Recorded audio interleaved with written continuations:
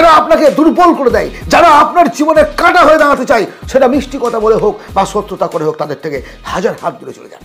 কিভাবে অসম্ভবকে সম্ভব করবেন? দুর্দান্ত একটা প্রশ্ন, তাই না? সত্যি কথা বলতে কি, অসম্ভবকে সম্ভব করাই হচ্ছে মানুষের কাজ। আর এই যে আলোচনাটা, কিভাবে অসম্ভবকে সম্ভব করবেন, এর যে আলোচনার উত্তর, তা যদি আমি দিতে যাই তাহলে 3 দিন সময় লাগবে। 3 দিন কম করে বকবক করতে হবে। অতি সংক্ষেপে যেভাবে হোক বোঝানোর চেষ্টা করছি কিভাবে আপনি অসম্ভবকে সম্ভব করতে পারবেন। আবারও বলছি, অসম্ভবকে সম্ভব করাই হলো মানুষের কাজ। আর সেটা কীভাবে সম্ভব তা আজকের আলোচনায় আপনি যদি পুরোটা ভালোভাবে শোনেন তাহলে জীবনের একটা বিশাল পরিবর্তন করতে পারবেন। আপনি জীবনে অসম্ভবকে সম্ভব করতে পারবেন।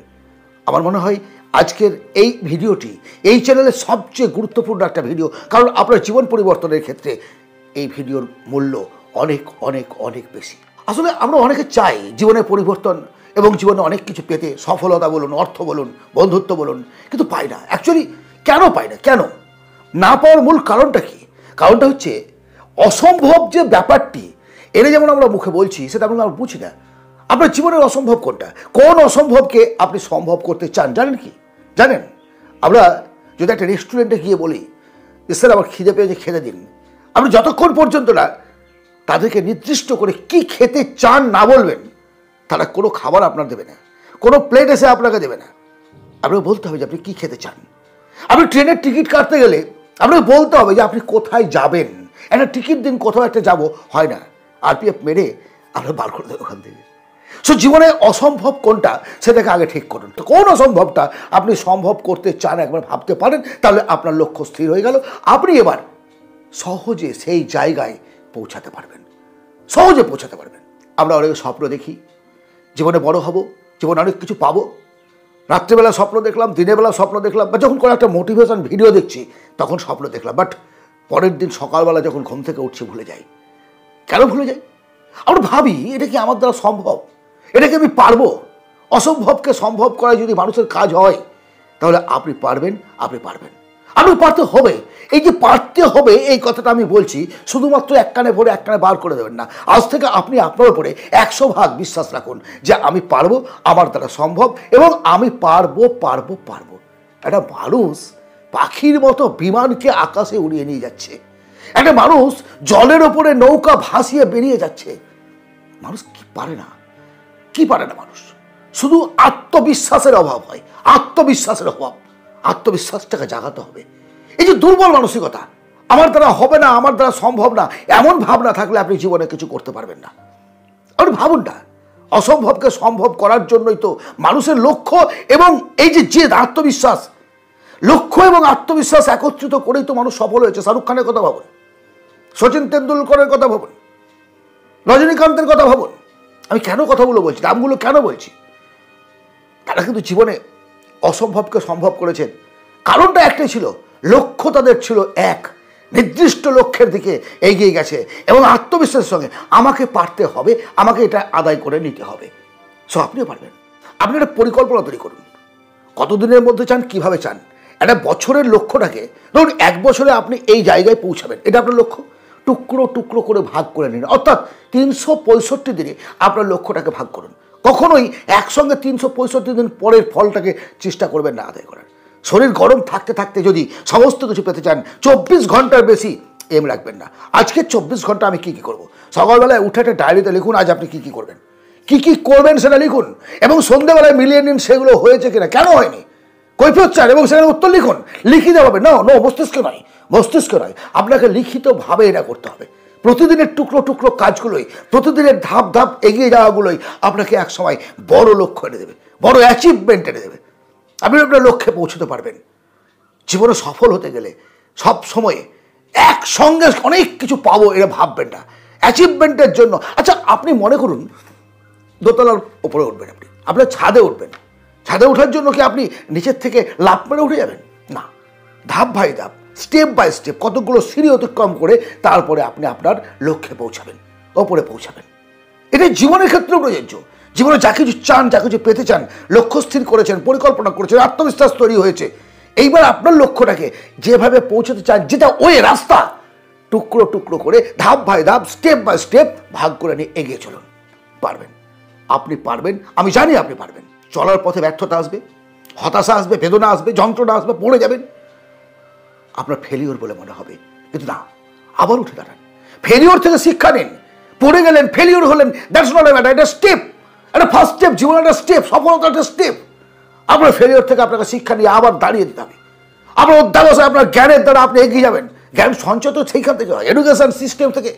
আপনারা আমার ভিডিও দেখছেন, অন্য কারো ভিডিও দেখছেন সেখান থেকে, এবং নিজের ফেলিওর থেকে আপনি শিখতে পারবেন। শিখুন, জানুন এবং এগিয়ে চলুন।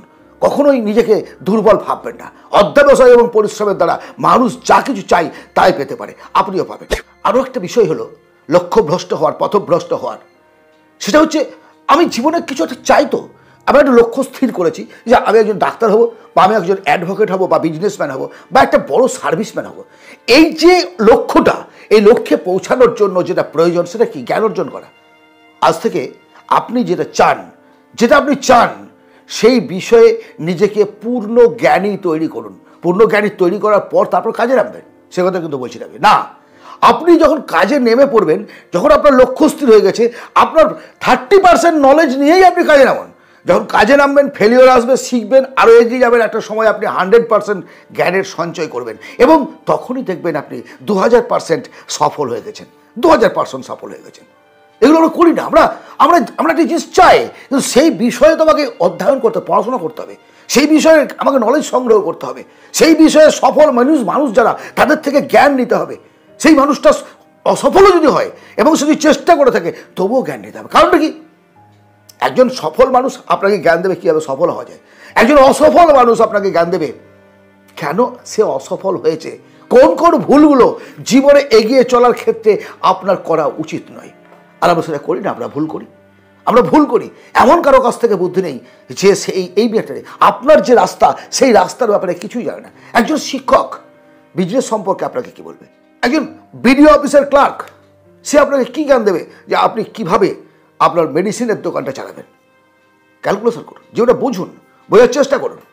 সর্বোপরি যদি জীবনে অসম্ভবকে সম্ভব করতে চান, আপনাকে যেটা করতে হবে, পজিটিভ মানুষের সঙ্গে মিশুন।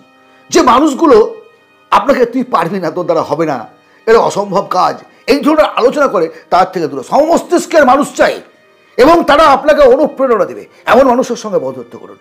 যারা নেগেটিভ কথাবার্তা বলে, যারা আপনার মনোবলটাকে ভেঙে দেয়, যারা আপনাকে দুর্বল করে দেয়, যারা আপনার জীবনে কাঁটা হয়ে দাঁড়াতে চায়, সেটা মিষ্টি কথা বলে হোক বা সত্যতা করে হোক, তাদের থেকে হাজার হাত দূরে চলে যান। আপনার লক্ষ্যের পথে যারা আপনার সহযাত্রী, সমব্যথী, তাদের সঙ্গে একত্রিত হয়ে এগিয়ে চলুন।